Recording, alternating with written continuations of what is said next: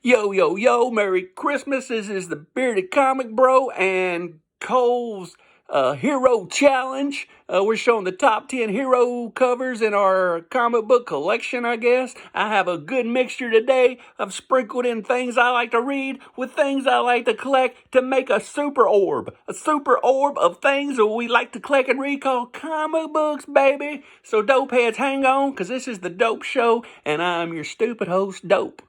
So let's get on with the show. But first, let me say we're closing in on 1,000 subscribers, bro.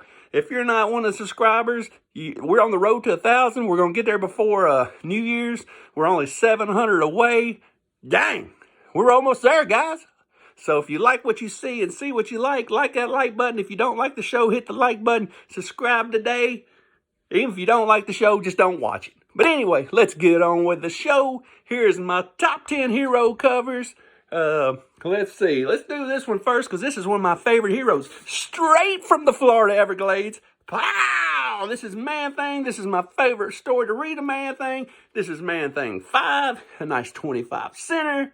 This book has absolutely nothing to do with Man-Thing. So, you know, Man-Thing's just a bystander like we are when we read the story. This is about a clown. It's called Night of the Laughing Dead. His woman left him in the circus for the strong man. And the next thing you know, he's a popping and a cropping crying, and he pulls out his gun and shoots himself in the swamp. And the only one that sees it is Swamp Thing. Swamp Thing heard the gunshot come running, but it was too late. The clown is dead. So, if you want to see a morbid story, read Night of the Laughing Dead. This also came out on a record. I have the record in the book also. Great story. Dead clown. Heartbroken clown. His wife ran away with the strong man because they all run around in the circus together. Crazy stuff, crazy times. Get you some Man-Thing number 5. Next on our list, I'm just grabbing stuff. We got Daredevil. This is my favorite Daredevil cover. This is Daredevil number 5 featuring El Matador. El Matador is one of my favorite. I like them DC list villains that you never get to see. Well, Marvel, what you do with El Matador? Bring back El Matador. This is a cool outfit. You never see this Double D outfit with the thing around his leg like he's getting married down here. But this is probably the worst Daredevil costume of all time. That's why I like it. Anyway, this is Daredevil number 5, the Double D. His regular outfit must have been dirty and he had to go out and fight crime. So he had to wear his backup outfit with the red belt. I mean, I'm digging it. I dig the Double D. But this is Daredevil number 5 in a 6.5 blue label. Don't know what else to tell you about it, but it is a Stan Lee story, so get you some of that yum yum. Next on the list, let's just grab another book. Can't have a top 10 heroes without Incredible Hulk. This is my favorite Incredible Hulk story to read. This is the reason I like reading this book is because I'm all about villains and I love me some Wendigo. Wendigo, this reads like a horror book. This is a crazy book about the Canadian mountains and Wendigos out there killing people that stand in cabins and hunting. And the next thing you know, they're turning into Wendigos. Hulk can't save them all, so he has to bring in the old Sasquatcha. Sasquatch and Hulk have a hard time beating Wendigo because Wendigo is the stuff. So this is Hulk number 272, one of my favorite Hulk stories of all time, along with the Thrashing Place. It just came out a couple years ago because it's a horror story too. Anyway, next we got my favorite Spider-Man cover of all time. This is Spider-Man number 40. Beautiful book, popping colors, looks like an LB Cole cover. But it's not. But that's what it looks like. You got the Green Goblin down here. He's defeated. You got the Bat Glider back here. It's all wrecked up. I'm always a fan of a Bat Glider. Here's Spider-Man with them spidery web armpits. Great book. This is a 4.5. This is the greatest Spider-Man cover of all time. And it's John Romita. What more do you want? Whoop! Early Romita. This is the second cover John Romita ever did. He started out on 39 after Ditko walked off. And he never turned it back over, and he made Spider-Man what Spider-Man is. So next, we got my favorite superhero of all time, Geiger. Geiger is the man. I read this religiously. Now I'm reading Junkyard Joe. I love Jeff Johns' world he's creating. Geiger is the stuff. If you're a dad, He pulls at your heartstrings. He was living on hope for 20 years. He had his kid and his wife locked in some kind of cellar slash underground bunker, hoping they survived the radiation, and they didn't survive the radiation, but hope made him live. Love made him live for 20 years, waiting on the bunker to open. Next thing you know, the bunker opens, and spoiler, they're dead. But anyway, Geiger is the man. Love me some Geiger. Love Jeff Johns. Love everything to do with the Geiger world. If you ain't reading Geiger, you're a loser. Loser! Next, I don't know. I come from the horror background, and this is a hero. This right here, this is the man. He is a hero. This is Tomb of Dracula. This is number 10. This is Blade. He's killing vampires. That's what he does. He's throwing wooden stakes. He's hunting vampires. That's what he does. So there is your hero right there. This is Tomb of Dracula and a 5.0 featuring Blade, the vampire hunter. We're going to be getting another Blade before long, so check it out. I love this book. I love number 1 even more because I'm more of a bad guy. But Tomb of Dracula 1, Tomb of Dracula 10, can't go wrong with neither one of them.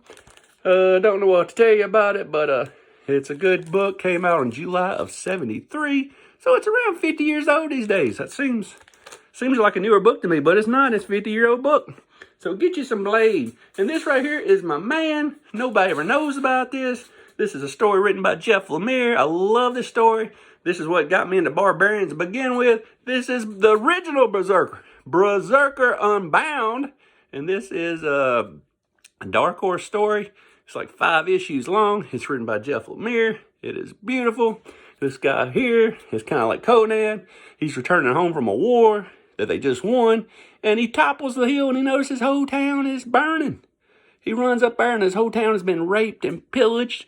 And there's nobody left, and his kids are dead, and his wife's dead, and he turns around and looks, and here comes a whole army after him. Is he going to stand and fight, or is he going to run? If you guess run, you are right. He runs. He runs into a cave and hides. When he gets into the cave, he sees all these portals to other dimensions glowing all around him. He jumps in a portal, and he ends up in New York City in today's time. You have a barbarian living in New York Park with homeless people, and all chaos breaks loose. He is, for a couple issues, he is running around New York City not knowing how to act. He's got cops after him. I figure he's probably looking for food. He's dressed like a crazy ass.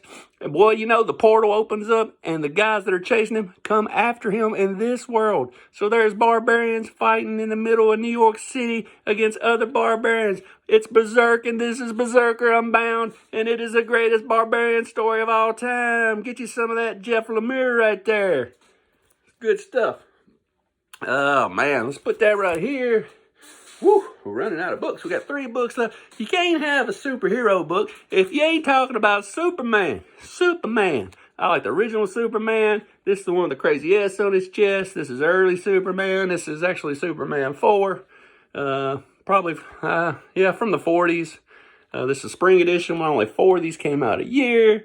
This is the second appearance of, his name escapes my mind, and I don't care about knowing about who he is. But anyway, this is Superman. That's all you need to know. Superman number 4. Good stuff. Love me some Superman. Get you some Superman. And where are we going to put that? We're going to put that right there. And next we wouldn't have this if we didn't have Berserker Unbound. We got Conan number 1. I read all kinds of Conan stuff. Conan is close to, horror sometimes because you got giant spiders, you got ghost snakes, you got flying goblins, you got hot girls with big boobies, you got everything you want. It's amazing. This is Conan number 1, and it is from 1970. Amazing book, came out at Halloween time in 1970. Get you some of that Conan. Conan's all I read during the lockdown during COVID. Conan was what got me by. You gotta love some Conan. Get you some Conan. Get you some. And our last book, and you can't have a countdown without Batman. This is Batman. This is Robin. This is number 4. It is from the 40s. And this book's the first time, you ever see the Joker's hacienda. It's the 4th appearance of the Joker. And the best thing about this book is the first time that Gotham is ever brought up. So the first time you ever hear the word Gotham City is in Batman 4. And you think about how much Gotham City TV shows, you think about how many other Gotham Knights, all this Gotham shit that comes out. First time Gotham is ever mentioned is in Batman 4. Cool book. And just like that, we're around 10 minutes. If you see what you like and like what you see, we're on that road to 1,000. We're right there at it. We're going to make it before New Year's. We only need 700 more people, and we are there. So I hope you like some of these books, some of these obscure books. I hope you pick up and read. Read your comic books, people. Read them. We're not here to sit here and do all that speculating. We're here to read the comic books. So, until Lex Luthor is the name I was trying to think of for that Superman 4. It's the second appearance of Lex Luthor. But anyway, we got to go. Until the next time. See you again beneath the blackened sky.